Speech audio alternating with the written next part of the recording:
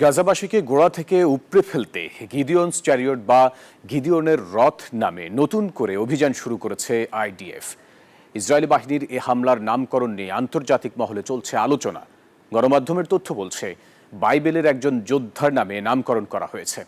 ফিলিস্তিনিদের গাজা থেকে বিতাড়িত ও হামাসকে নির্মূলের লক্ষ্যেই চলবে নেতানিয়াহু বাহিনীর এই অভিযান। 2 বছরের বেশি সময় ধরে অসহায় ফিলিস্তিনিদের ওপর নারকীয় আগ্রাসন চালাচ্ছে ইসরায়েলি বাহিনী। আশ্রয় কেন্দ্রে নেতানিয়াহু বাহিনী হামলা চালিয়ে হত্যা করেছে হাজার হাজার ফিলিস্তিনিকে। আবার ত্রাণ প্রবেশ বন্ধ করায় অনাহারেও প্রাণ হারিয়েছেন অনেকে। ফিলিস্তিনিদের উপর অত্যাচারের কোনো উপায় বাদ নেই নেতানিয়াহুর। এমন প্রেক্ষাপটের যুদ্ধবিরতি নিয়ে যখন কাতারে চলছে আলোচনা, ঠিক তখনই গাজাবাসীকে গোড়া থেকে উপড়ে ফেলতে গিডিওয়ানস চ্যারিয়ট বা গিডিয়নের রথ নামে নতুন করে অভিযান শুরু করেছে আইডিএফ।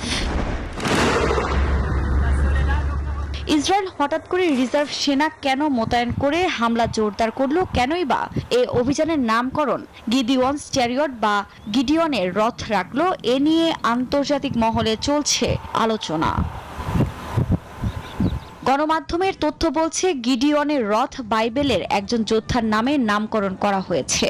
এই অভিযানের মূল লক্ষ্য গাজা উপত্যকার কৌশলগত এলাকাগুলো দখলে নেওয়া আর সেগুলোর ওপর পূর্ণ নিয়ন্ত্রণ প্রতিষ্ঠা করা।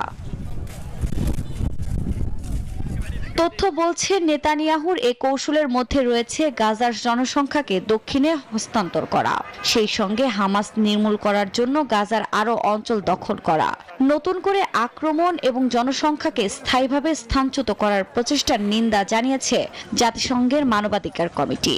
তবে কোনো কিছুর তোয়াক্কা না করে চলছে আগ্রাসন। তবে এই অভিযান শুরু করে ইসরায়েলি বাহিনী হামাসের অবকাঠামো লক্ষ্য করে হামলা চালানোর দাবি করলেও বাস্তব চিত্র একেবারেই ভিন্ন। প্রতিদিনের হামলায় প্রাণ হারাচ্ছেন নারী, শিশুসহ অসহায় ফিলিস্তিনিরা। আফরিন মৌ, নিউজ 24।